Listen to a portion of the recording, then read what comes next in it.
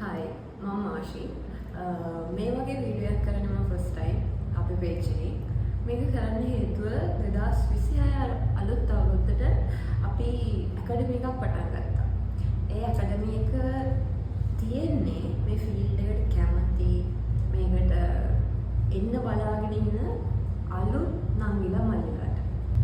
අපි ටැටූ ඇකඩමි එක පටන් ගන්න අපි හිතුවේ දැන් කලින්ට වඩා මේ ෆීල්ඩ් එකට මාර වැලියු එකක් තියෙනවා. කියන්නේ මාර පිරිසක් එකතු වෙලා ඉන්නවා ටැටූස් කරන්න, ටැටූ ආටිස්ට් කෙනෙක් වෙන්න හිතාගෙන එහෙම සෑහෙන පිරිසක් එකතු වෙලා තියෙනවා. ඒකට ටැටූස් වලට හොඳ වැලියු එකක් තියෙනවා. මගෙන් පෞද්ගලිකව අහලා තියෙනවා මගේ සමහර ක්ලයන්ට්ස්ලා ඉන්නවා මාෂුවා මේක අපිට උගන්වන්න පුළුවන්ද, කෝස් එකක් කරන්න පුළුවන්ද කියලා. ගිය අවුරුද්දේ ඊට කලින් අවුරුද්දවල අපිට තිබ්බ වැඩත් එක්ක අපිට ඇකඩමි එකට යන්න පුළුවන් ටයිම් එකක් තිබ්බේ නැහැ. දැන් මේ අවුරුද්ද අපි හිතුවා අලුතෙන් ඇකඩමි එකක් පටන් ගන්න. ඒකට වටේ ඉන්න පොඩි සෙට් එකක්, කියන්නේ පොඩි නංගි ළමයිලා සෑහෙන්න ඉන්නවා. ලංකාවස් ඉන්නවා හොඳ ඩ්‍රෝවින් ආටිස්ට්ලා සෙට් එකක් මම ඒක දැකලා තියෙනවා. එයාලා ඩ්‍රෝවින් එකක් කරන්න අරන් එයාලගේ ඩ්‍රෝවින් පැත්තෙන් එයාලා මාර විදිහට ටැලන්ට් එකක් තියෙන සෙට් එකක් ඉන්නවා. එයාලගේ එයාලා හිතන එයාලා ටැටූස් කරන්න පුළුවන් කියලා එයාලගේ මුලින්ම කියන්නේ ටැටූස් ඉගෙන ගන්න ගිහිල්ලා තියෙන සමහර වෙලාවට වැරදි තැන් වලට. එතකොට එයාගේ ඒ ටැලන්ට් එක අපරාධ. ඒ ටැලන්ට් එක අපරාධ මොකද ඉස්සරහට එන්න ඉන්න මේ ලංකාව ASCII බිහි වෙන්න ඉන්න හොඳ ටැටු ආටිස්ට්ලා තමයි ඒ එක තැන නතර වෙලා තියෙන්නේ. මට පේන දේ මම මේ කියන්නේ මේක ෆීල්ඩ් එකේ අය වැරදිට ගන්න එපා. මේක මගේ මතයක්. ඊළඟට සමහර අය අහනවා ඩ්‍රෝවින් එකක් කරන්න බැරුව ඩ්‍රෝවින්ස් කරන්න බැරුව ටැටූස් ගහන්න පුළුවන්ද? ඩ්‍රෝවින්ස් කරන්න බැරුව ටැටූස් කරන්න ඇත්තටම බෑ. ඒක මම දන්නවා. මොකද දැන් අපි ගිය අවුරුද්දේ අපේ ෂොප් එකට වැඩට ආර්ට්ස්ලව ඉන්ටර්වයුව කරා. සාමාන්‍ය ප්‍රමාණයක් අපි ඉන්ටර්වයුව කරා. එතකොට අපිට එක කියන්නේ කෝසස් කරලා ආපු ළමයි අපිට හම්බුණා. එයාලගේ නොලෙජ් එක, එයාලගෙන් බේසික් ප්‍රශ්නයක් කියවුවාම එයාලා දෙන උත්තර, ඊළඟට එයාලගේ සමහරවිට එයාලා මැෂින් එක අරන් ඉන්නේ එයාලා කලින් දවස් කරපු හැපින් එකයි ඒවත් එක්ක. එතකොට හිතා ගන්න පුළුවන් එයාලගේ හයිජීනික් පැත්ත කොහොමද, ඒ ළමයි මොනවද ඉගෙනගෙන තියෙන්නේ, ඒ ළමයිගෙන් සාමාන්‍යයෙන් ලොකු ගාණක් අරගෙන කිසිම නොලෙජ් එකක් දීලා නැහැ. එහෙම වුණාම එයාලගේ අපරාධී, කියන්නේ ආටිස්ට්ලා වෙන්න ඉන්න පිරිස අපරාධී කියන එක මට හිතෙන්නේ. අපි දැන් කෝස් එකේදීත් අපි ඔයාලට මුලින්ම උගන්වන්නේ ඩ්‍රෝවින්ග්ස් වල බේසික්. කියන්නේ මට හිතෙන්නේ අපිට එකපාරට මේ ඩ්‍රෝවින් ඉගෙනගෙන පෝට්‍රේට් එකක් ඇඳ පළියට අපිට ටැටු ආටිස්ට් කෙනෙක් වෙන්න බෑ. මොකද ඩ්‍රෝවින්ග්ස් වෙනයි ටැටූස් වෙනයි. ඒක දෙකක්. ඒ දෙකේ ගත්තොත් වෙනස කිව්වොත් දැන් අපිට A4 එක හරි මොකක් හරි ඩ්‍රෝවින් එකක් කරලා ඒක වැරදුනොත් ඒක අයින් කරලා අලුත් කොලයක අපිට ආයෙක කරන්න පුළුවන්. හැබැයි ටැටු එකක් කියන්නේ එහෙම කරන්න පුළුවන් දෙයක් නෙමෙයි.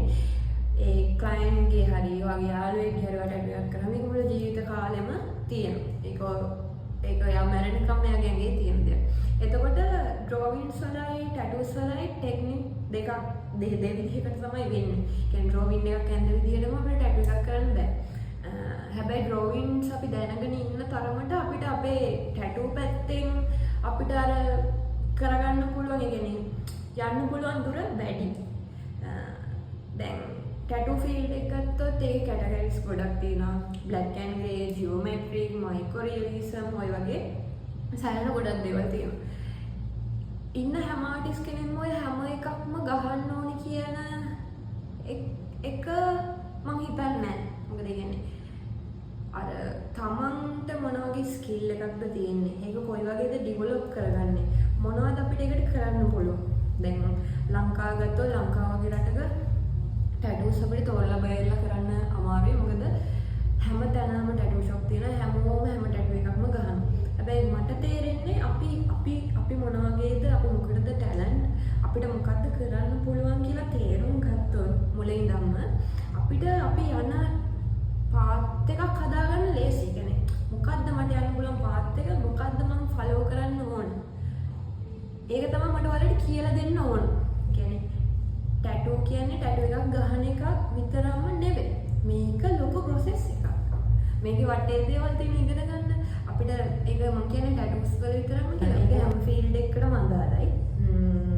මට කියන්නේ අපිට ඕන මේ ඇකඩමි එකෙන් ඔයාලට එළියට දෙන්න අපි කොහොමද ආටිස්ට් කෙනෙක් විදිහට බිල්ඩ් අප් වෙන්නේ, තමන්ගේ ස්කිල් එක හදාගන්නේ. එතකොට මම මොනවටද ටැලන්ට් ෆීල්ඩ් එක ඇස්සේ මොනවටද මට කරන්න පුළුවන්. තමන්ගේ කියලා යුනික් ස්ටයිල් එකක්. ඒක අපි කරන්න ඕන ආටිස්ට් කෙනෙක් විදිහට. මම හිතන්නේ ආටිස්ට් කෙනෙක් කියන්නේ ඒකට තමයි. තමන්ගේ කියලා යුනික් ස්ටයිල් එකක් තියෙන්න ඕනේ. මේකේ අපි කොහොමද බ්‍රෑන්ඩ් එකක් හදාගන්නේ, නමක් හදාගන්නේ. එතකොට දැන් මට මගේ නෝමලි මගේ Facebook එකට එහෙම මැසේජ් එකක් දෙනවා දැනට ඉන්න ටැටූ ආටිස්ට්ලාගෙන්, පොඩි අයගෙන්, ලොකු අය නෙමෙයි. මම කියන්නේ හරිම චූටි ළමයිගෙන්, පොඩි මල්ලිලාගෙන්, නංගිලාගෙන් අක්කේ කොහොමද මේ වැඩ තියෙන්නේ, අක්කේ වැඩ හදාගන්නේ කොහොමද, අපිට මෙහෙමයි වැඩ කියන දේවල් සෝෂල් මීඩියා එකකින් හදාගන්න ඕන. අපි හැමෝම වැඩ කරන්නේ සෝෂල් මීඩියාත් එක්ක තමයි. හැබැයි ඊට අමතරව අපි අපේ ටැලන්ට් එක, කියන්නේ අපි ටැටූ ආටිස්ට් කෙනෙක් විදිහට මේ ෆීල්ඩ් එකට ආපු කාලෙත් එක්ක අපි මොනවද ඉගෙන ගන්න, මොනවද අපිට ඉගෙන ගන්න පුළුවන්. ඒ දේවල් අපි ෆලෝ කරොත් විතරයි අර ඔයා කවුද, ඔයාට මොකද්ද තියෙන ටැලන්ට් එක, ඔයාගේ ස්කිල් එක මොකද්ද කියලා ඔයාට අඳුන ගන්න පුළුවන්. එහෙම නැතුව දවස් 12 හරි 14 හරි මාස 3 හරි මොන විදිහේ මාස 6 හරි කෝස් එකක් කරා කියලා එකපාරට ටැටූ ආටිස්ට් කෙනෙක් වෙන්න බෑ. ඒකට කාලයක් ගත වෙනවා. ඒක තීරණය වෙන්නේ කාලේ අවුරුදු 10ද, අවුරුදු 20ද, අවුරුදු 5ද, අවුරුදු 6ද කියලා තීරණය වෙන්නේ ඒක ඔයාගේ ඌමනා මත. මට ඕන මේකේ එළියේ, කියන්නේ මේකේ එළියේ ඉන්න පොඩි සෙට් එක, කියන්නේ පොඩි නංගිලා මල්ලිලා ඉන්න හොඳ ආටිස්ට්ලා වෙන්න බලාගෙන එයාලට බ්‍රෑන්ඩ් එකක් හදාගන්න විදිය, එයාලගේ කියලා යුනික් ආටිස්ට් කෙනෙක් වෙන්නේ කොහොමද කියන එක කියලා දෙන්න. සහ මට ඕනේ එයාලව කෝස් එකෙන් පස්සේ මට ඕනේ අතහැරලා දාන්න, එකපාරට ෂොප් එකක් දාගන්න කියන්න. එහෙම බෑ. කියන්නේ මේක මේ මාස 3ක් ඉගෙනගෙන ගිහිල්ලා එකපාරට අපේ ෂොප් එකක් ඕපන් කරන්න බෑ. හැබැයි අපිට පුළුවන් ඔයාලට බේසික් නොලෙජ් එක දීලා ඔයාලා මොනවටද වැඩිපුර කැමති, ඔයාලට මොන පැත්තටද ඔයාලගේ ටැලන්ට් එක දෙන්නේ කියලා බලලා ඔයාලව ගයිඩ් කරන්න. ඔයාලා ෂොප් එකක් කරන්න පටන් ගන්නකම් හරි නැත්නම් අපි ස්ටුඩියෝ එක වැඩ කරන ගමන් හරි අපිට පුළුවන් ඔයාලව ගයිඩ් කරන්න. මට ඕන කියන්නේ මේ මම හිතන දේ, මට ඕන මගේ ෆීල්ඩ් එකට මේ ෆීල්ඩ් එක මාර හොඳ ෆීල්ඩ් එකක් අපිට හම්බ කරන්න, අපේ ජීවිතේ ඉස්සරහට යන්න, අපිට සතුටින් ඉන්න, අපේ මයින්ඩ් එක රිලැක්ස් කරගන්න ගොඩක් දේවල් වලට වටින ෆීල්ඩ් එකක්. මම කැමති නෑ මගේ ෆීල්ඩ් එකේ තියෙන වැලියු එක නැති වෙනවට. ඒ කියන්නේ ඒ ෆීල්ඩ් එකට වැලියු එකක් හදන්න පට්ට අමාරුයි. ඒක පරණ ආටිස්ට්ලා ගොඩක් දන්නවා. මාරම අමාරු කාලයක් තිබ්බා. ගොඩක් අය ඒක අමතක වෙලා වගේ හිටියට හැමෝටම මතක ඇති. ඒක හදාගන්න මාර අමාරුයි. එතකොට අපෙන් ඉස්සරහට, කියන්නේ අපි හැමදාම ඉන්නාවේ නෑ. අපි කවදා හරි නැති වෙනවා. අපෙන් ඉස්සරහට ඉන්න ෆීල්ඩ් එකට එන්නේ නංගිලා මල්ලිලා පොඩි අය ඔක්කොම. එයාලා හොඳ ගමනක් යන්න ඕන. මේ ලංකාව ඇතුලේ හොඳ ආටිස්ට්ලා ඉස්සරහට බිහි වෙන්න ඕන. මේක ඇතුලේ හොඳ කම්පිටිෂන් එකක් තියෙන්න ඕන. අර කවුරු ගැහුවත් ඒ ටැටු එක හීල් වෙද්දී මේ ආටිස්ට් කෙනෙක් කරේ කියලා ඒ කරන ක්ලයන්ට් හොඳ මතකයක් තියෙන්න ඕන. මම දකින්නේ ආටිස්ට් කෙනෙක් වෙනවා කියන්නේ ඒක තමයි. තව කිව්වොත් ටැටු ඇකඩමි එක ගැන කතා කරොත් අපේ තියෙන්නේ මෙම කතා කරන්නේ එතනින්ද අපේ තියෙන්නේ හරි පොඩි සීමිත ෂීට් ප්‍රමාණයක්. ඒකට හේතුව මේක එකපාර අර ඕලෙවල් වල ක්ලාස් කරනවාගේ 500ක් 100ක් 200ක් 300ක් දාන්න කරන්න පුළුවන් දෙයක් නෙමෙයි. පොඩි පිරිසකට විතරයි අපිට මේක කියලා දෙන්න පුළුවන් එකපාර. මොකද එයාලව එක්කෙනාගෙන් එක්කෙනාට අපි ගයිඩ් කරන්න ඕන.